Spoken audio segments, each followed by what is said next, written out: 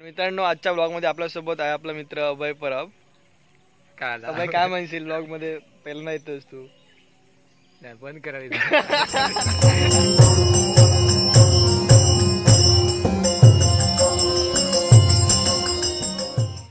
नमस्कार मित्रांनो, नाव माझं सर्वेश परब आणि तुमचं सर्वांचं स्वागत आहे एका न्यू व्लॉग मध्ये. मित्रांनो, आज काही प्लॅन केले आहेत, बघूया कसे काय होत आहेत काय ते. सो बघूया पुढे काय होतं. तर मित्रांनो, आता आपण जाणार आहोत ते म्हणजे आपल्या आंबरडगावच्या नजीकच कळसुली गाव आहे आणि इथे धरण आहे.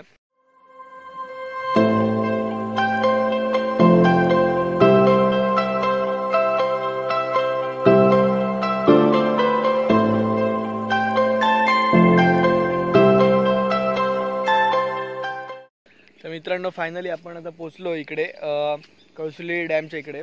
आपल्याला हा पूर्ण हा दिसतोय एवढा चढाव चढून जायचा आहे आणि त्या साईडला मग धरण आहे.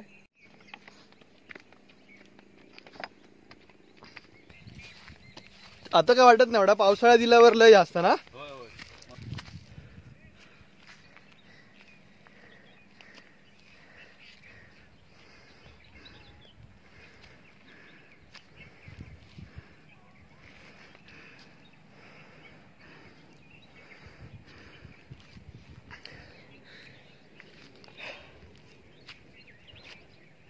इकडून परत खाली उतरायचं आपल्याला, तर अजून जवळचा व्ह्यू घेता येईल आपल्याला.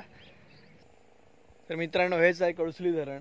तुम्हाला पूर्ण हा व्ह्यू बघून कळत असेल काय भारी वाटत असेल, काय खरोखर पीस ऑफ माइंड, काय मनाची शांती आहे ती तुम्हाला या अशा वातावरणात येऊन शांतपणे बसल्यावर, शांतपणे इथले आवाज ऐकल्यावर, इथला हा पूर्ण व्ह्यू, हा पूर्ण दृश्य डोळ्यात सामावून घेतल्यावरच कळेल मनाची शांती काय असते ती.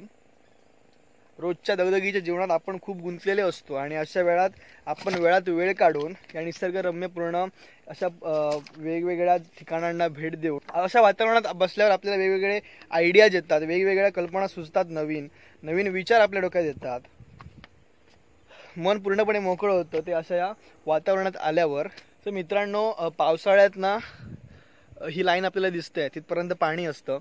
हळूहळू पाणी आटतंय आणि पाणी खूप खाली गेलंय. तर जेव्हा सीझन असतो माशांचा, तेव्हा मासे इकडे पकडले जातात आणि आता जसं पाणी कमी होते तसं काही काही लोक इथे पोहण्यासाठी येतात. मित्रांनो, बघा, हा एक बघण्याचाच प्रकार आहे, म्हणजे बघण्यासारखाच असतो. हा बरोबर काठावर इथे थांबणार आणि मासा बरोबर आला काठापाशी की त्याला बरोबर उडी मारून चोचीत धरून तो पळून जाणार. असं त्याचा बरोबर कार्यक्रम चालू आहे. तो त्या मासे येण्याचीच वाट बघतोय तो. या धरणाचं आपलं जे पाणी आहे ते आजूबाजूच्या बऱ्याच गावांना सोडलं जातं इन द सेन्स की आपल्याला कर भरावा लागतो. जर आपण ऊस करतोय मोठ्या प्रमाणावर तर आपल्याला कर भरावा लागतो आणि ते पाणी नंतर सोडलं जातं. हा जो व्ह्यू आहे तो आपला मोबाईलचा कॅमेरा कधीच जस्टिस करू शकत नाही. हा इथे तुम्हाला प्रत्यक्षात येऊन आपल्या डोळ्यांनी, आपल्या कानांनी पूर्ण हा अनुभव घेतला पाहिजे, असा हा व्ह्यू आहे. मित्रांनो, आपण जगभरात कुठे कुठे फिरत असतो, वेगवेगळ्या जागा एक्सप्लोअर करत असतो आणि नंतर मग तुम्ही जेव्हा कोकणात याल तेव्हा तुम्हाला कळेल इथे वेगवेगळ्या जागा आपण जेव्हा पाहतो, एक्सप्लोअर करतो, वेगवेगळ्या निसर्गरम्य दृश्य आपल्या डोळ्यांमध्ये सामावतो, इथले जे आवाज आहेत पक्ष्यांचे, मंजूळ आवाज पक्ष्यांचे आपण आपल्या कानामध्ये सामावून घेतो.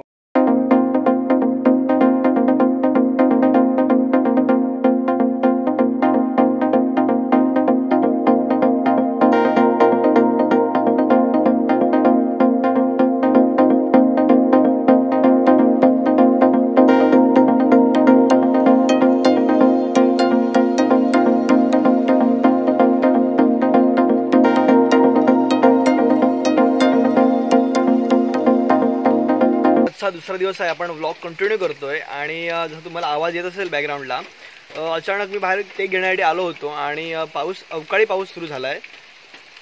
सकाळपासून थोडीफार मळबट होतीच. मळबट किंवा मळब असे म्हणतात. मळब म्हणजे हेच जे क्लायमेट असतं, क्लाउडी क्लायमेट असतं किंवा जेव्हा म्हणजेच त्याला आपण म्हणतो की ढग दाटून येतात, असं थोडंफार क्लायमेट झालेलं. मित्रांनो, या अवकाळी पडलेल्या पावसामुळे पूर्ण वातावरण एकदम भारी झालंय. तुम्हाला मी व्ह्यू दाखवतो. आमच्या इकडे पुढे घराच्या समोरच भराड आहे, जिथून पूर्ण व्ह्यू एक नंबर भारी वाटतोय सगळा. जसं पूर्ण हेच क्लायमेट असतं तसं पूर्ण असं बघा धुकं पडल्यागत वाटतंय. दुपारचे आता 1:45 वाजले आहेत आणि तुम्ही सगळं हे बघा, वातावरण बघा, थंडी जशी पडते जसं धुकं असतं तसं पूर्ण दिसतं. पण बघा एकदम थंड वातावरण, जसं काय पावसाळ्यात चालू आहे असं वाटू लागलंय आता. म्हणजे सकाळपर्यंत कालपर्यंत जे उन्हाळा एवढं गरमी वाटत होती, थंडी गरमी सगळं चालू होतं आणि अचानक हा पाऊस आला आणि सगळं शांत थंड झालंय. तर मित्रांनो, कोकण म्हटलं की इथल्या लोकांना कुठे असं बाहेर स्पेशल जावं लागत नाही पर्यटनासाठी किंवा जेव्हा मन होईल कुठेतरी बाहेर भटकंती करण्यासाठी. आपण जर घराच्या बाहेर थोडं आलो, कुठेही थोडं 4 पावलं चालून जर गेलो आणि कुठेतरी बघितलं तर आरामात आपल्याला कुठे ना कुठेतरी पर्यटन स्थळासारखंच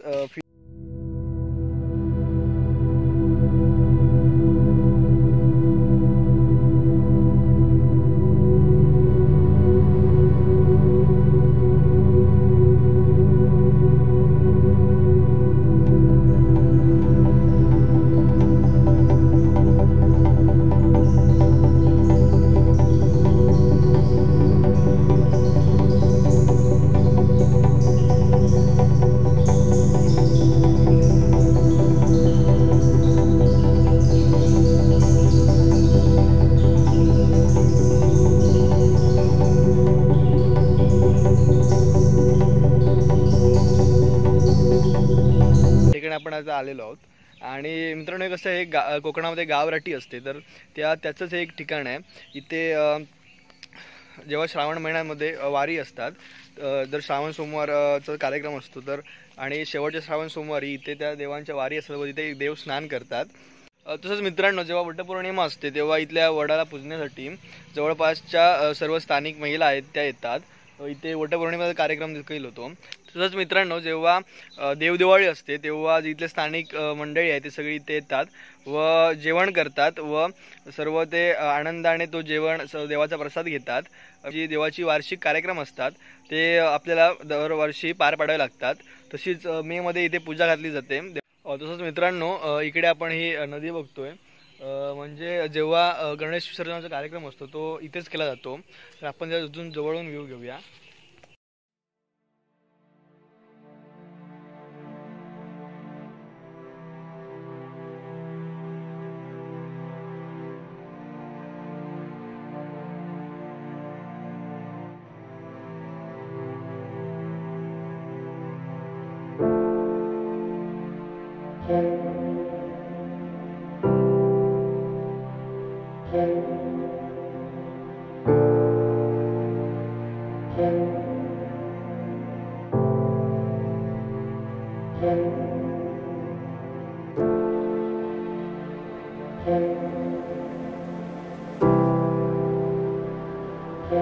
नदी आहे, तर हे जे पाणी आहे ते काल आपण जे कळसुली धरण बघितलेलं त्या धरणातूनच हे पाणी इकडे सोडलं जातं.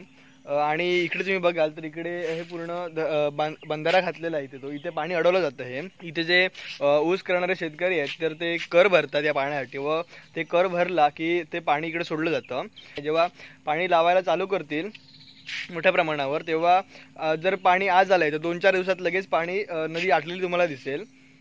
मित्रांनो, आजचा व्लॉग आपण इथेच एंड करतोय. जर तुम्हाला आवडला असेल तर नक्की लाईक करा, शेअर करा, सबस्क्राईब करा.